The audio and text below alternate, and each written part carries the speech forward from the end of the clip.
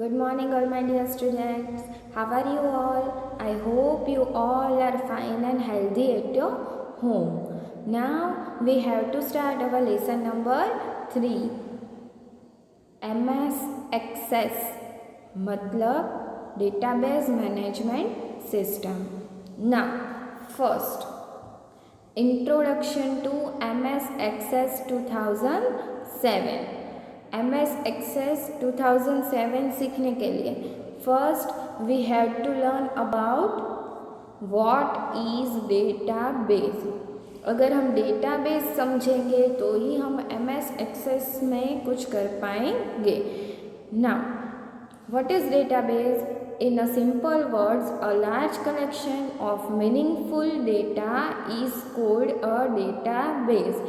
कितना सारा कलेक्शन है हमारे पास डेटा का और उसको हम अरेंज करके रखेंगे टेबल फॉर्म में, उसको बोलेंगे database.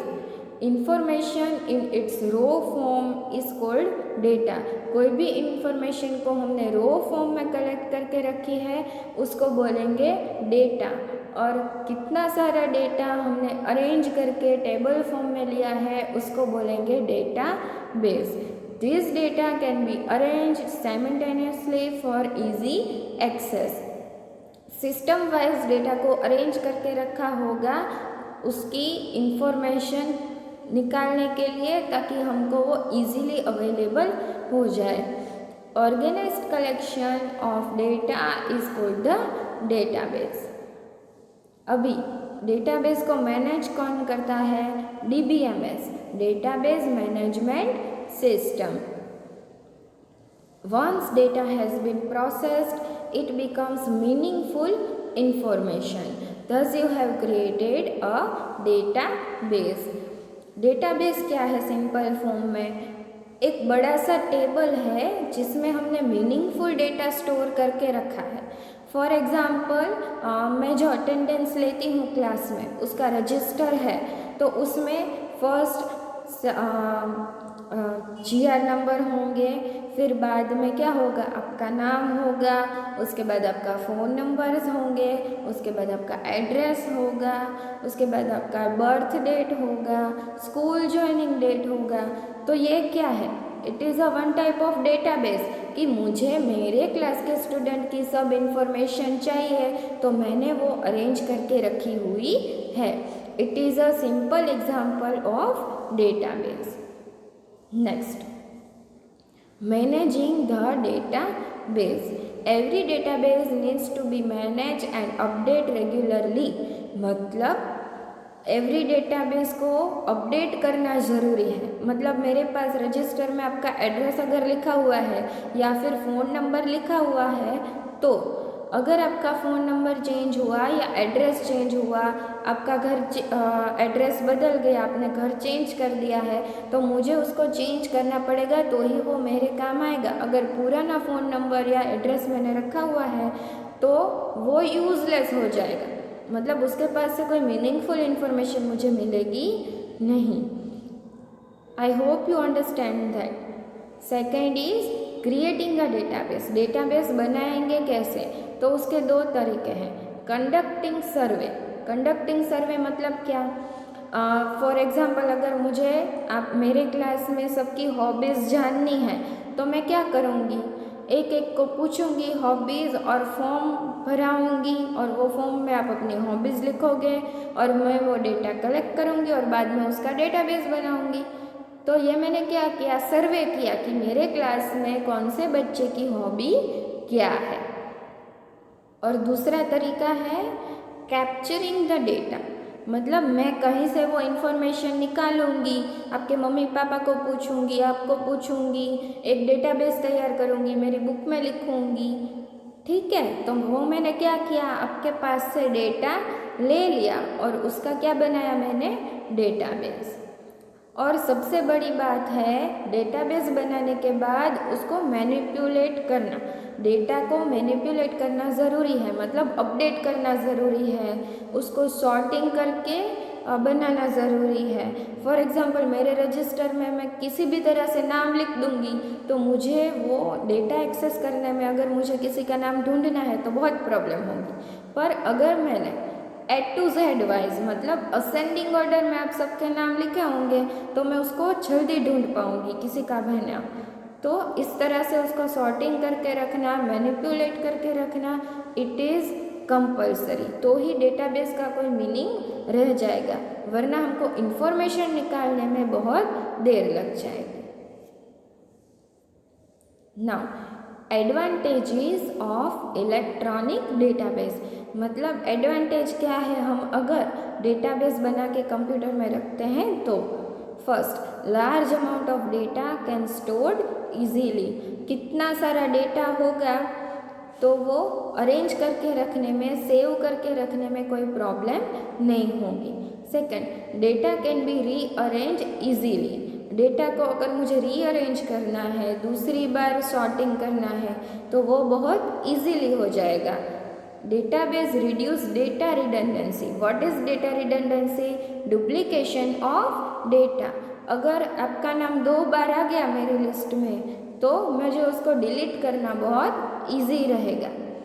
Adding and removing information is quick and easy, वो तो आप सबको पता है कि अगर हम बुक में कोई भी डेटा रखते हैं तो उसको रीअरेंज करना, उसमें से नाम निकालना, ऐड करना बहुत कॉम्प्लिकेटेड हो जाता है, पर कंप्यूटर में बहुत इजीली हो जाता है ना। Any number of different reports can be generated quickly from one database, अगर हमको डेटाबेस के ऊपर से कोई भी रिपोर्ट बनाना है तो भी वो वेरी इजीली बन जाएगा। More than one person can access a database simultaneously, मतलब शेयरिंग ऑफ डेटा, एक पर्सन भी उसको देख सकता है, दूसरा कोई भी पर्सन भी उसको देख सकता है, मतलब किसी भी टीचर को अगर कोई भी स्टूडेंट की इंफॉर्मेशन अगर हमारे स्कूल में से चाहिए तो वो इजीली मिल जाएगी। शेयरिंग ऑफ डेटा बहुत इजी हो जाएगा। MS Access 2007 और डेटाबेस सॉफ्टवेयर, तो जैसे माइक्रोसॉफ्ट वर्ड किसके लिए हम यूज़ करते हैं? कोई भी लेटर लिखने के लिए, ऐसे लिखने के लिए, कोई भी डॉक्यूमेंट बनाने के लिए। MS एक्सेल किस लिए यूज़ करते हैं? कोई भी शीट बनाने के लिए, बराबर, कोई भी मार्कशीट बनाने के लिए, कोई भी मतलब अगर कोई टेबल बनाना है तो उसके लिए हम MS एक्सेल यूज़ करते हैं। तो फिर MS एक्सेस किसके लिए यूज़ करेंगे? ये बड़ा सा डेटाबेस बनाने के लिए। अगर फॉर एग्ज़ाम्पल अगर मुझे हमारी स्कूल है Shri GF Donda primary school, तो उसमें मुझे सबके फर्स्ट से लेकर 7th 8th तक के मुझे सबके डेटा चाहिए तो मैं एक डेटाबेस बना सकती हूँ, और वो सब हमारी ऑफिस में रहते ही है और जिसको भी काम होगा वो इन्फॉर्मेशन निकाल सकते हैं। Database is made up of one और मोर टेबल, एक या ज़्यादा टेबल के साथ डेटाबेस बनाया हुआ होगा। All object of database are stored in a single file, एक डेटाबेस एक ही फाइल में हम सेव कर सकते हैं और उस फाइल का एक्सटेंशन क्या होगा? .md, बराबर। I hope you all understand about database और MS एक्सेस सॉफ्टवेयर, वो MS ऑफिस का ही एक पार्ट है। अभी नेक्स्ट डेटाबेस कैसे बनाएंगे वो प्रैक्टिकली हम सीखेंगे नेक्स्ट में, और वो वीडियो मैं प्रैक्टिकली इसमें ऐड कर रही हूँ ताकि आपको ज़्यादा समझ में आएगा। Thank you everyone for listening me carefully. अगर आपको कोई भी डाउट है तो जब आप स्कूल में आओगे तब हम सॉल्व कर लेंगे। Thank you.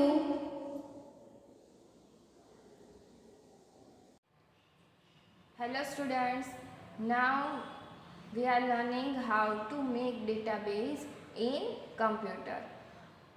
जैसे मैंने आपको कहा था कि MS एक्सेस माइक्रोसॉफ्ट ऑफिस का ही एक पार्ट है, तो हम कहाँ से जाएंगे? Click on the start button, all programmes, new Microsoft office document. I am starting magnifier here ताकि आपको अच्छे से दिखे, ठीक है। Click on the start button, all programs, new Microsoft office document, इधर हम क्लिक करेंगे ब्लैंक डेटाबेस, ओके। यहाँ पे ऐसी विंडो खुल जाएगी, पर पहले हम उसको सेव नहीं करने वाले हैं। Click on the close button, click here on the blank database. यहाँ पे आपको नाम पूछेंगे, बाय डिफॉल्ट डेटाबेस 12 आ रहा है अभी, पर हम यहाँ पे अपना नाम देंगे माय फर्स्ट। डेमो के लिए मैं ऐसे नाम दे रही हूँ। क्लिक करेंगे क्रिएट पे, ओके। नाउ आप देख रहे हो यहाँ पे एक डेटाबेस जैसा एक्सेल शीट जैसा एक फॉर्म खुल गया है, पर हम यहाँ पे पहले क्या करेंगे, हमारे डेटाबेस को डिज़ाइन करेंगे। तो यहाँ पे हम व्यू पे क्लिक करेंगे and then design view.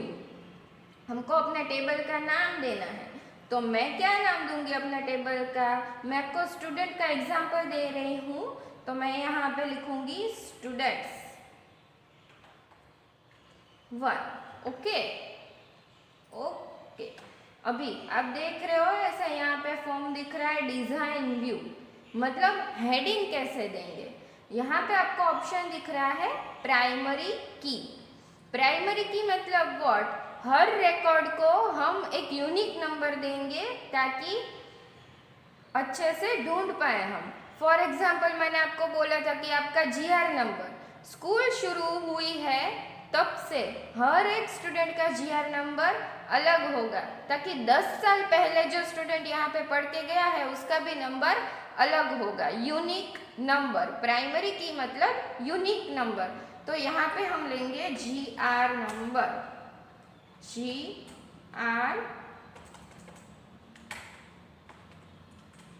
GR number, और यहाँ पे उसका टाइप आएगा ऑटो नंबर, ठीक है। दूसरा है हम लेंगे स्टूडेंट नेम, और उसका टाइप रहेगा टेक्स्ट, क्योंकि वो टेक्स्ट में ही आएगा। यहाँ पे हम लेंगे, सॉरी यहाँ पे स्पेलिंग गलत हो गया है, हम लिखेंगे नेम, यहाँ पे आएगा एड्रेस। एड्रेस में हम क्या लेंगे,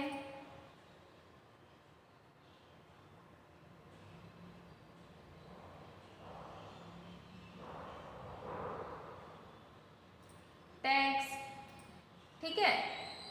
यहाँ पे और क्या लिख सकते हैं हम, फोन नंबर, तो फोन नंबर तो ओनली नंबर में आएगा, यहाँ पे हम लिखेंगे नंबर। फिर लिखेंगे डेट ऑफ बर्थ DOB, तो उसके लिए यहाँ पे उसकी डेटा टाइप है डेट एंड टाइम, ठीक है। एग्जाम्पल के लिए मैंने यहाँ पे इतने फील्ड्स लिए हैं, इतने हेडिंग्स हमारे डेटाबेस में आ जाएंगे। फिर हम यहाँ से जाएंगे होम में, डेट शीट व्यू, मतलब हमारा टेबल खुल जाएगा, ठीक है। यहाँ पे GR नंबर तो वो ऑलरेडी डाल देगा,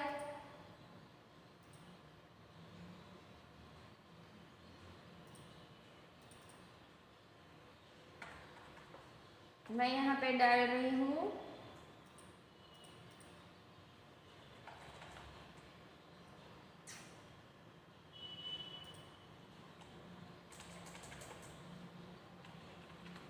वो डायरेक्ट ही ले लेगा। फिर यहाँ पे नेम डालूंगी, फॉर एग्जाम्पल मैंने आशीष डाला। एड्रेस में डाल रही हूँ कालवी बेड, ओके। यहाँ पे मैं कोई भी फोन नंबर लिख रही हूँ, डेट लिख रही हूँ,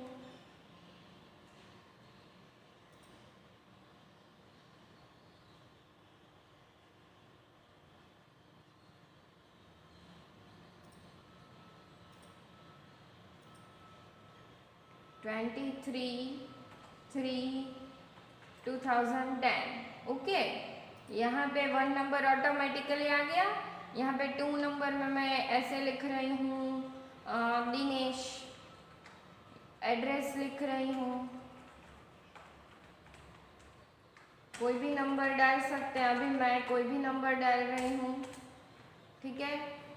यहाँ पे डेट डालेंगे, यहाँ पे मंथ पहले दिखा रहा है, हम लिखेंगे 5/3/2009।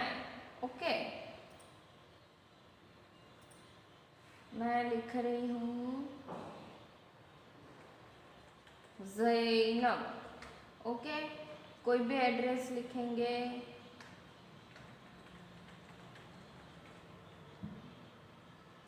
कोई भी नंबर,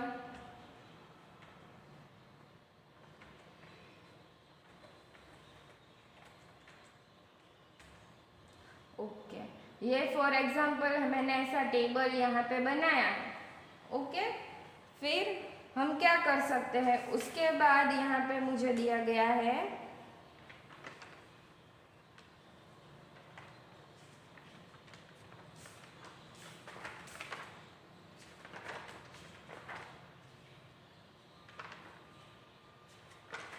हमने डेटा एंटर कर दिया।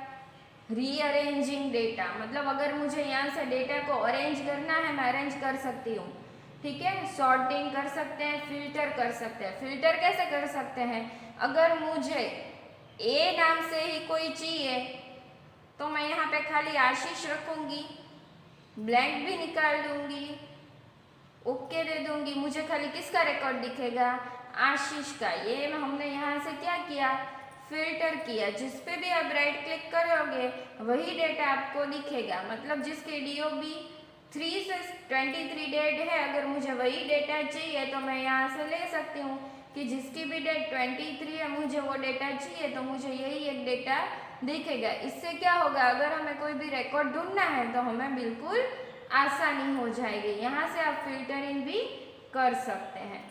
And we can sorting here, यहाँ पे मैंने A से Z तक नाम लिखे हैं। अगर मुझे A से Z तक चाहिए, Z to A चाहिए, उल्टा चाहिए तो ये हो जाएगा, ठीक है। अगर आप एक साथ करोगे, फॉर एग्जाम्पल मैंने सभी रिकॉर्ड इधर से सिलेक्ट कर दिए हैं,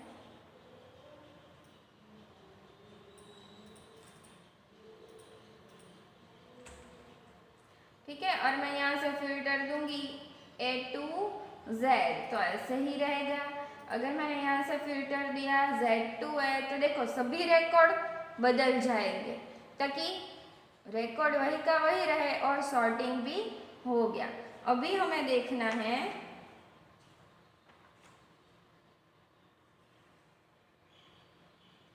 एडिंग एंड रिमूविंग डेटा। अगर मुझे यहाँ से कोई भी फील्ड नहीं चाहिए, डेटा नहीं चाहिए, तो हम रिकॉर्ड सिलेक्ट करेंगे इधर से,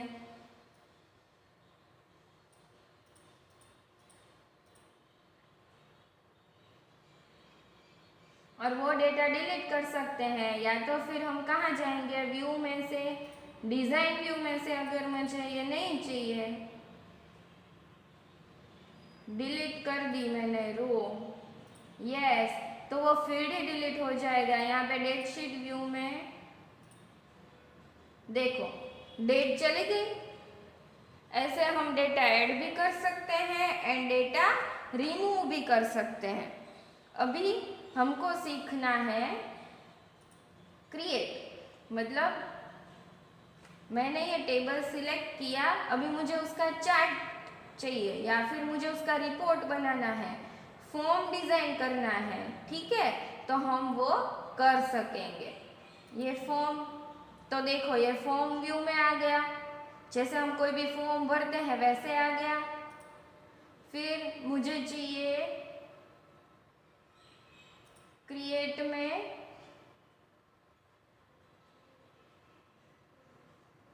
रिपोर्ट फॉर्म में चाहिए, तो कोई भी रिपोर्ट कैसा होता है उस फॉर्म में ये हमारा टेबल आ जाएगा, ठीक है। यहाँ पे लोगो है, अगर हमें लोगो चेंज करना है तो we can change the logo from here. मुझे ये फॉर एग्जांपल रखना है तो ये देखो ये लोगो चेंज हो गया।